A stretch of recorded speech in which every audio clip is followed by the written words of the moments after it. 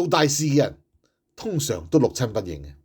我認為習近平都係屬於呢種人。真係有人捉咗佢屋企人嚟威脅呢，我覺得佢唔會咩嘅，唔會妥協嘅。調翻轉頭啦，佢會唔會捉張日後嘅屋企人嚟威脅呢？我覺得肯定會嘅。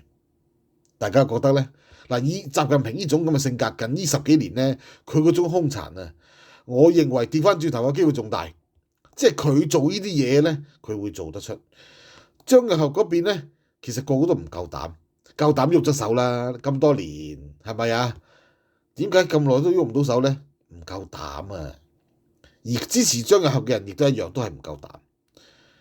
好明顯嘅，而家中共嗰啲軍官呢，係唔夠膽嘅咧。點解啊？尤其是坐喺高位越耐嘅人啊，越係珍惜佢個位啊。點會同你搏命啫？係咪？萬事有商量，我想過好日子啫嘛，係唔會攞條命出嚟搏嘅。係嗰啲乜都冇，你先會同你搏命噶嘛，係咪啊？享受開榮華富貴嘅人，突然間你話俾佢聽冇得享受，點會啊？嗱，所以咧，佢旗下嘅人真係會喐手會幫手嘅人咧，其實我覺得好少，甚至乎係唔會，完全一個都冇。